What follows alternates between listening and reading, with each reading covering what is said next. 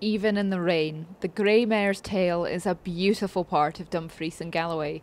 But the nature reserve that's home to Scotland's fifth largest waterfall is needing a bit of love and attention.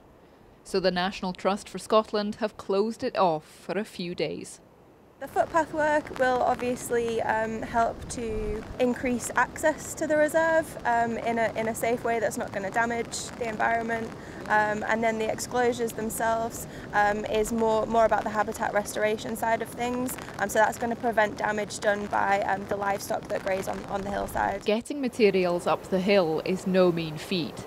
So the plan was to use helicopters, but the typical Scottish weather has grounded them, meaning the 3-day closure could run a bit longer than planned.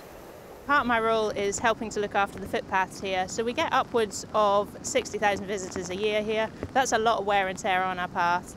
And especially with climate change, they're experiencing increasing numbers of extreme weather events, like this sort of heavy rain we're standing in today, which is a lot of wear on these paths. The project will cost £60,000, made possible by funding from the People's Postcode Lottery. More than 130 bags of stone will be lifted onto the hill by helicopter for the pathwork, and the exclusion fencing will help the National Trust for Scotland protect a rare species of tree from overgrazing. The fence is going up at a high altitude around a very special crag that has a population of rare mountain willows. In this case, there's a number of different species of mountain willow. In this case, it's one called downy willow, which is the most widespread of these species and occurs on a number of our properties. This is the most southern one. It's very rare south of the Highlands. So there's a population here in the Moffat Hills, there's a population on the Mare in the Galloway Hills, and then a population on Helvellyn in the Lake District.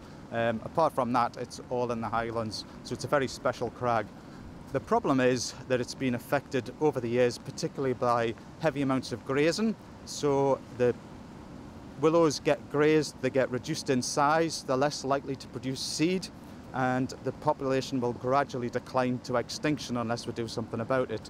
In order to boost the numbers of this type of willow tree, their seeds have been collected and will be grown elsewhere and replanted in years to come. We went out and collected some seeds this year, so you've got to get the timing just right. So just as they're starting to fluff up, you want to go and collect them in, and then you extract the seeds from all that lovely willow fluff, and they'll be grown up into seedlings and then into slightly bigger plants where we'll plant them back out inside the exclosure. It'll take a couple of years to get them. They're very slow growing, so a couple of years to get them to a good size that we can take them back out and plant them on the hill. But yeah, that's definitely the longer term vision of this project.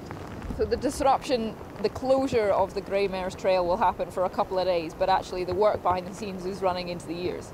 Yeah, absolutely. So we're shutting off the paths and everything for 2 or 3 days, but in total this project, well, there's been a lot of behind the scenes going on to get it to this stage, and it'll continue on with the fencing and then the follow-up work within that fence for years. The weather may have delayed their work, but all things going well, the benefits will be seen for years to come.